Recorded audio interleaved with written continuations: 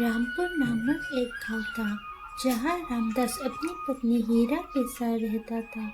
रामदास के पास कुछ जमीन थी जिसमें वो खेती करता था और अपने परिवार का पालन पोषण करता था। लेकिन समस्या ये थी कि जमीन में ज़्यादा फसल नहीं होती थी, जबकि उसे बहुत मेहनत करनी पड़ती थी। इसे लेकर रामदास बहुत चिंतित में रहता है। क्या हुआ? तुम पूरा दिन घर में बैठी रहोगी, खेत में नहीं जाऊंगा। तुम तो जानती हो हमारी ज़मीन में फसल कम होती है, लेकिन मेहनत ज़्यादा करनी पड़ती है। ठीक है, तुम मेरा दोपहर का खाना तैयार करो, मैं अभी खेत के लिए निकल रहा हूँ। इसके बाद रामदास दोपहर का खाना लेकर खेत की ओर रवाना होता है। फिर रामदास खेत में जाता है और वहां जाकर काम करने लगता है। अरे बाप रे, सूरज की कितनी तेज धूप है, अब मुझसे और नहीं सहे जा रहा। चलो किसी पेड़ की छाया में बैठ जाता हूँ।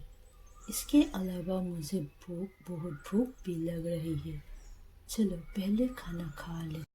इसके बाद रामदास खाना खाने के लिए पेड़ के नीचे बैठ जाता है और ठीक उसी समय वह एक वृद्ध आदमी आता है और रामदास से कहता है, बापू, मैं बहुत दिनों से कुछ नहीं खाया, क्या तुम मुझे अपना खाना दे सकती हो? इसके बाद रामदास उस वृद्ध आदमी को खाना देता है और वृद्ध आदमी खाना खाने लगता है।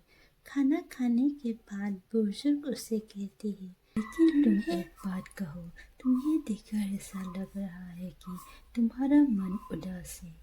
क्या तुम्हें कुछ हुआ है? फिर रामदास ने बोला, असल में हुआ ये है कि मुझे इस जमीन पर बहुत मेहनत करनी पड़ती है, लेकिन फसल अच्छी नहीं होती है, इसलिए ज़्यादा समय मेरा मन उदास रहता है। अच्छा, इस मामले का समाधान मेरे पास है। तुमने मुझे खाना खिलाया, इसलिए मैं तुम्हारी मदद करूँगा। सुनो, मैं तुम्हें कुछ धान के बीज दे रहा हूँ। ये बीज अपने खेत में बोओ, फिर देखना तुम्हारे खेत में कैसे क्योंकि ये जादुई बीज है, ये कहकर वृद्ध ने उसे बीज दिया और वहाँ से चला गया। रामदास घर आकर अपनी पत्नी को घटना के बारे में बता दिया। क्या कह रही हो? क्या सच में तुम्हें जादू का बीज दिया है? लेकिन तुम और देर मत करो, जितनी जल्दी हो सके वो बीज हमारे खेत में रोपण करो। तुम चिंता मत करो, कल ही वो बीज हमारे खेत में रोपण करूँगा। उसके बाद रामदास खेत में रोपण करने के लिए चला गया। और एक ऐसा समय आया जब उसके खेत में बहुत अच्छी फसल हुई।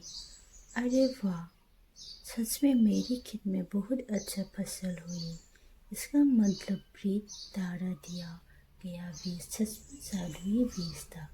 अब मुझे इन फसलों को काटकर किसी व्यापारी के बेचने के जाना होगा। जैसा सोचा वैसा काम। फिर रामदास फसलों को काटकर एक व्यापारी के पास बेचता है और बहुत सारा पैसा कमाता है। और इस घटना के बाद रामदास के खेत में हमेशा बहुत अच्छी फसल होने लगी और मेहनत भी